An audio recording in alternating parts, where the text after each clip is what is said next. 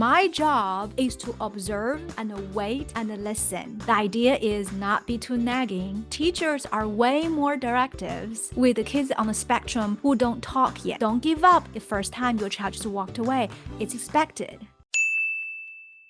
Welcome to part 2 of our Fight for 15-minute podcast about imitation. In part 1, we talked about what is imitation and why it's so important and so crucial in your child's early child development. And we talked about the types of imitation that can be done in the home setting. So in today's part 2, we're really going to focus on giving the parents an imitation toolkit that you can do things today to help your child grow in a very crucial area. Stick to the end, stay empowered, fight for your 15 minutes, and enjoy the podcast. I think the most important message just now, Michael, is the repetition, right? I think it's important for parents to establish that routine is because it takes repetition, especially for our kiddos on the spectrum. And while it's the first time you're presenting a new toy, right? Say a child who is just obsessed with animals, and you're trying to introduce some other reinforcers in the environment. The first time, probably your child gonna push that away. No, I want to play with what I like to do. Well, in that case, you just observe your child and then wait and help whenever you can. But once you present a couple of times, the brain takes repetition to register new stimulus in the environment and a new habit in the environment. Don't give up easily and, give it at least 2 weeks for your child to understand, oh, there's something new going on. Actually, it's not bad at all. It is the patience of waiting out the 2 weeks, right? I think it's getting to that point where you can see the trend line going in the right direction. And I definitely like the aspect that it's the repetition, but it's really the quality of repetition. So we're definitely not fans of, we call it the drill and kill of just constantly asking your kid 100 questions. It's really finding your kid in a space of novelty and curiosity. And that's what imitation opens up. Hey, someone's doing something. I want to imitate that. I think is opening up that window, what we talked about. And I always think when the window is open, that's when the teaching comes in. That's when the natural connection takes place. Imitation just seems to be that fundamental to get a lot of repetition to then branch off into all of those other areas where that imitation is needed. Absolutely. And I think that's such a nice analogy, like opening window, right? Through the quality interaction. If you're sick and doctor will prescribe pills saying, well, take it twice a day. And I think if we use that analogy to medicine in autism, it is the interaction between a parent and a child, between a very skilled therapist and a child, and make sure that interaction is reinforcing, and make sure that interaction you are actually have a goal embedded, right? Like not in a such intrusive way, but what you're teaching during that 10 minutes, say if imitation is one of your targets. Yes, it really kind of keeps the motivation alive. So what other things are potentially a parent can do for imitation at home? My favorite thing is this thing called OWL strategy. So basically saying O is observe, W is wait, and L is listen. And this is opposite from a nagging strategy. I think a lot of moms, myself included, are very good at doing. And we are directive the play. Don't do that. That's not how you play with your car. Look what I got. It's cooler than yours. And we assume what we do is better. But actually, no, we're not the main character. Like my son would say, you're not the main character. Like the main character is your child, is your 3-year-old, is a 4-year-old. So with our strategy, and you keep thinking about, okay, my job is to observe and wait and listen. A good example is, okay, so I have one kiddo, 3-year-old, and he put a basket in front of his face. And he'll put his hand behind the basket, and he can see the shadow, through the basket. Well, a nagging parent would be like, no, Johnny, that's not how you use the basket. Put the basket down, right? And our parents would say like, Okay, let's see what Johnny does with this basket. And then we'll observe and then wait patiently, see what he does with the basket.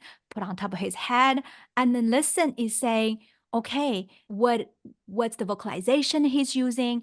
And once you have that information, now is your time to be the main character. You go get a basket and you put above your head if that's Johnny is doing. If Johnny is saying, like any sound, you make that as like, oh meow, we're cats right now. I mean, like you put the context and give the vocalization a context, and you give the play a context. Oh man, I got a hat. I love my hat. Johnny, you got a hat. We both have a hat. Keep the language simple. If your child is not speaking word yet, and then make it one word or two word utterances.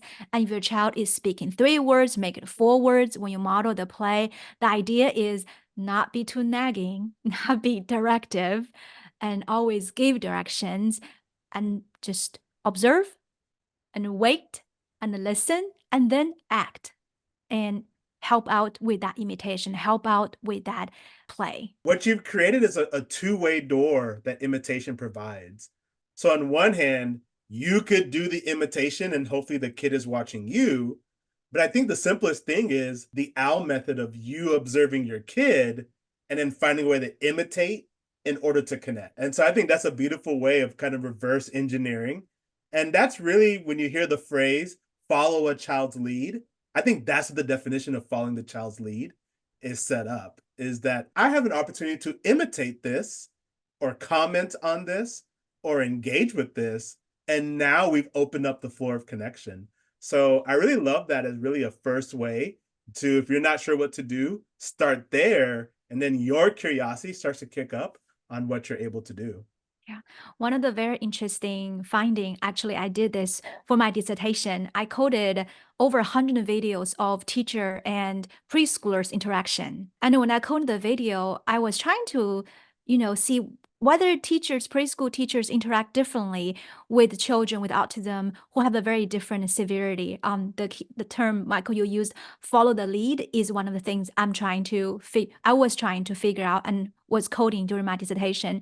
One thing I found out is teachers are way more directives with the kids on the spectrum who don't talk yet. So these kids have, severe autism or have very limited skills in terms of communication. And the teacher tend to be very directive. Time to do this, check your schedule, time to, stop doing that. But with a child who have a better language skills, teacher tend to follow their lead more often. They comments more often. They use fewer, I call it, directives during the interaction. So there's something there that, in correlation to your child's communication needs, try to do less and show through action. So it's almost, the less communication skills your child has, do more of the show, do more of the eye gestures, and reinforce the small steps. I think definitely go a long way for imitation. What else do we have in the toolkit? Knowing that there's lots of ways that parents can go, is there at least one more curiosity that you have for a toolkit? I think my last one, oh, so hard to pick up the last one because I was thinking like, we can use music and a dance to teach motor movements. We can also use sibling. But I want to say the last one I want to give to parents is use video modeling with the siblings. If you are a parent, and I'm sure you struggle with giving attention to your child without autism or without developmental delay, right? And your attention, probably 80 and 90% is on your child at a risk for autism or with autism. And invite the sister, invite the brother to be part of this fun. And, have your phone videotape, a play that sister did. Oh, the sister found a new toy and then she's putting them together, and put a music on, and then videotape the big sister dance in front of the TV, right? And then play that in front of your child with autism. So basically the idea of video modeling. And the research has shown that use video modeling with peers of similar age are way more effective than video modeling using adults. So if you have another child or a relative who has a child play often with your kiddo, that would be a good opportunity for you to videotape some of it and show to your kid. Again, put that in your fight for 15 minutes. Let's go. Let's watch something together, you know? Don't give up the first time your child just walked away. It's expected. And repeat that several times, 2 weeks, and then see what happened after that. It is prepping that brain to learn from other young kids, to see the models. That's where a sibling, a cousin, even now, there's almost everything on YouTube to be created. But I love that for an example of Fight for 15 minutes. Let's have a video of a kid playing with Legos that you happen to have, and then they just play the video and keep these videos short. We're talking 2 to 5 minutes. They don't have to be long. And then you can kind of simulate some of those same activities. I think brings up lots of curiosities. Getting your child to focus a little bit on something on TV. Do they notice what's happening? Are they able to display it? I think can give you lots of insight on where you could work on. And I look at one of those is that because you have the video, it takes some pressure off of you. So you get to be a really good shadow. You get to do the imitation. So there is a video version of what's taking place.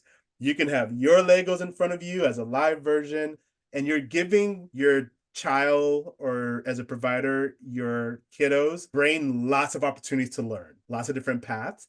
And you might start to understand which one does your kid look at more. So you might kind of know in the future, they might like videos more as a teaching tool, or they might like the live version, or they like to explore first. I think these are type of healthy experiments that give you lots of insight. Absolutely. And again, that what we talked about, observe and wait and listen and find out which activity your child likes, which one draws their attention. So we talked a lot about imitation today. If you can think about a great objective today, fight for those 15 minutes and see if you can do any of the type of imitation, whether it's music and dance, whether it's reading a book, or whether it's getting a sibling to participate. But by fighting for those 15 minutes, you get to be curious and see how you are able to best help your child. So remember to like and subscribe if you like our content. Be empowered, be informed, be curious. We'll talk next time.